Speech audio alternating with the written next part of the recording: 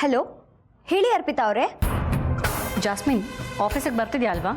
ಹಾಂ ಹೌದು, ಇನ್ನೊಂದು ಸ್ವಲ್ಪ ಹೊತ್ತಲ್ಲಿ ಹೊರಡ್ತೀನಿ ನಾನು. ಸರಿ, ಹಾಗಾದರೆ ನಿಮ್ಮ ತಂದೆ ದುಡ್ಡು ಕೊಟ್ಟಿದ್ದಾರಲ್ವಾ, ಅದ್ರಲ್ಲಿ 2 ಕೋಟಿ ತೊಗೊಂಡು ಬಾ. ಸರಿ, ನಾನು ಅಜ್ಜಿನ ಕೇಳಿ ತೊಗೊಂಡು ಬರ್ತೀನಿ. ಬಾಯ್. ಅಜ್ಜಿ, ಅರ್ಪಿತಾ ಅವ್ರು ಫೋನ್ ಮಾಡಿದ್ರು. ಡ್ಯಾಡ್ ಅಮೌಂಟ್ ಕಳಿಸಿರೋದ್ರಲ್ಲಿ 2 ಕೋಟಿ ತೊಗೊಂಡು ಬಾ ಅಂತ ಹೇಳಿದ್ರು. ಕೊಟ್ಟರೆ ತೊಗೊಂಡು ಹೋಗ್ತೀನಿ. ನೀನು ದುಡ್ಡು ತಗೊಂಡು ಹೋಗ್ತೀಯಾ? ಯಾಕೆ ನಾನು ತೊಗೊಂಡು ಹೋಗ್ಬಾರ್ದಾ? ಎಲ್ಲಿಗೆ ಹೋಗ್ತೀಯೋ, ಏನು ಮಾಡ್ತೀಯೋ? I am tension.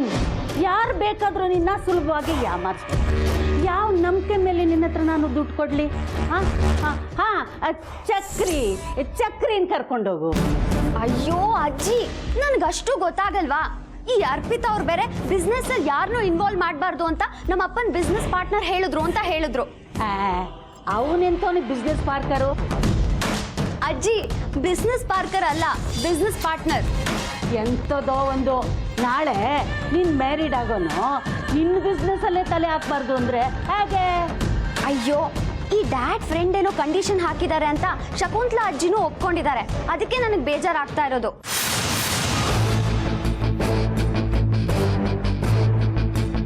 You don't worry, ನಾನು ನಿಮ್ಮ ಅಪ್ಪನ ಫ್ರೆಂಡ್ಗೆ ಬೈದು ಬುದ್ಧಿ ಟಿಲ್ಲಿಂಗ್.